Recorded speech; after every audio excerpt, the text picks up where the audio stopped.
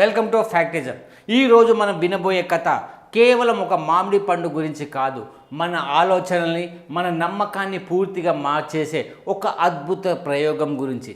సాధారణంగా మనం చిన్నప్పటి నుంచి వింటూ వచ్చిన ఒక మాట ఉంది, వేసవి వచ్చినప్పుడే మామిడి పండ్లు వస్తాయి, ఇది ప్రకృతి నియమం, ఇది మారదు అని మనం నమ్ముతూనే ఉన్నాం.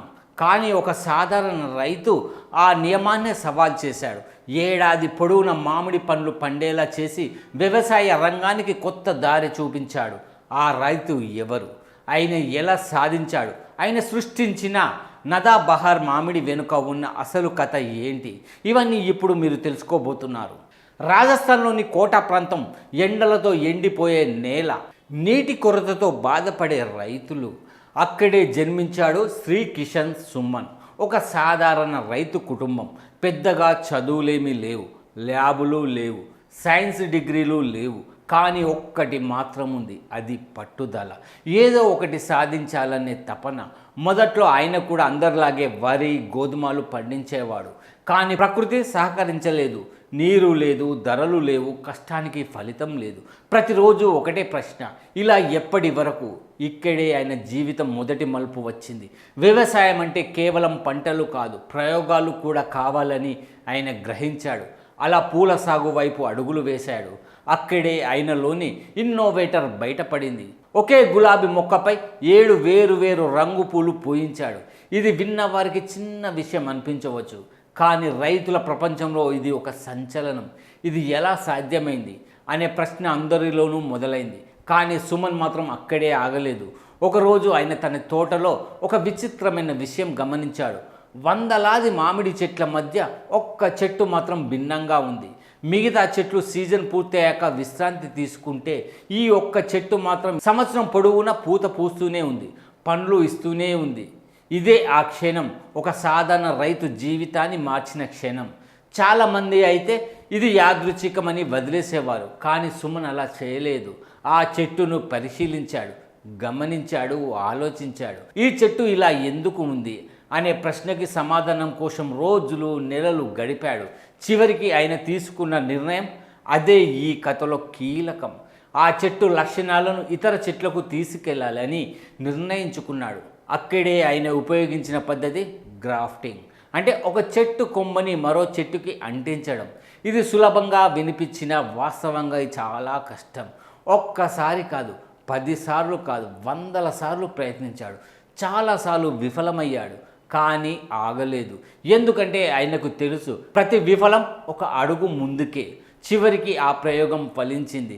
కొత్త రకం మామిడి పుట్టింది. దానికి ఆయన పెట్టిన పేరు సదాబహార్.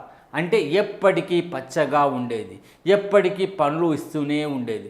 ఇప్పుడు మీరు ఒక్కసారి ఆలోచించండి, సంవత్సరం మొత్తం మామిడి పండ్లు అందుబాటులో ఉంటే అది ఎంత పెద్ద మార్పు. రైతులకు ఆదాయం, వినియోగదారులకు సౌలభ్యం, మార్కెట్లో స్థిరత్వం, ఇవన్నీ ఒకేసారి సాధ్యమవుతాయి. ఈ సదాబహార్ మామిడి ప్రత్యేకతలు కూడా అంతే ఆశ్చర్యకరం. సంవత్సరానికి 3 సార్లు పండ్లు ఇస్తుంది. రుచి విషయానికి వస్తే ప్రపంచ ప్రసిద్ధి ఆల్ఫోన్సో మామిడికి రుచికి దగ్గరగా ఉంటుంది.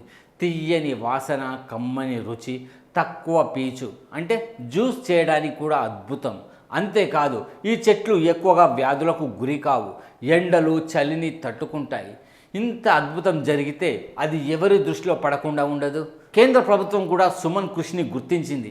ఆయన అభివృద్ధి చేసిన మొక్కలను ఢిల్లీలోని మొఘల్ గార్డెన్స్లో నాటడం ఒక రైతుకు దక్కే అత్యున్నత గౌరవం. కానీ అసలు సంచలనం ఇంకా ముందుంది. ఒకరోజు ప్రముఖ పారిశ్రామికవేత్త ఆనంద్ మహీంద్రా ఈ కథ గురించి తెలుసుకున్నాడు. ఆయన స్పందన సోషల్ మీడియాలో వైరల్ అయింది. స్టార్టప్ ఐడియాల కోసం మనం పెద్ద కాలేజీలకు వెళ్తాం, కానీ అసలైన ఇన్నోవేటర్ మన పొలాల్లో ఉన్నాడు అని ఆయన పేర్కొన్నాడు. ఈ ఒక్క మాటతో సుమన్ కథ దేశమంతా వ్యాపించింది. ఆలోచించండి, ఒక్క రైతు చేసిన ప్రయోగం ఇప్పుడు దేశవ్యాప్తంగా చర్చానీయాంశమైంది.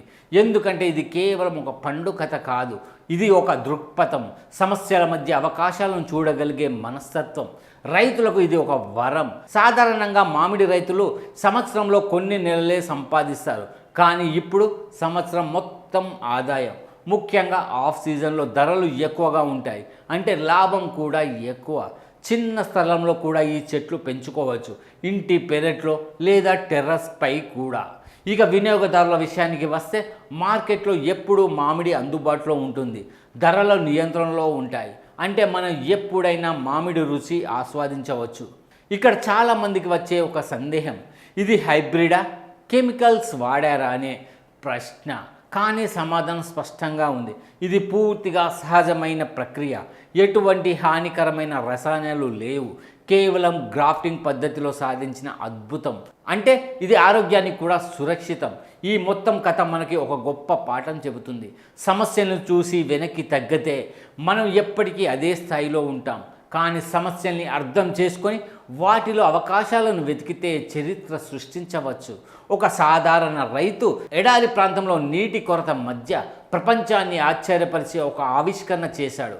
ఇది కేవలం ఆయన విజయం కాదు, ఇది భారతీయ వ్యవసాయానికి ఒక కొత్త దారి. ఇప్పుడు ఒక ప్రశ్న మీకు, మనలో ఎంతమంది మన చుట్టూ ఉన్న చిన్న చిన్న విషయాలను గమనిస్తాం? ఎంతమంది వాటిని మార్చడానికి ప్రయత్నిస్తాం? ఎందుకంటే సుమన్ కథ చెబుతున్నది ఒకటే, గొప్ప ఆలోచనలు పెద్ద నగరాల్లోనే పుట్టవు, అవి పొలాల్లో కూడా పుడతాయి. ఈ కథ ముగిసేలోపు ఒక్క విషయం మాత్రం గుర్తుంచుకోండి, పట్టుదల ఉంటే ప్రకృతినే మార్చగలం.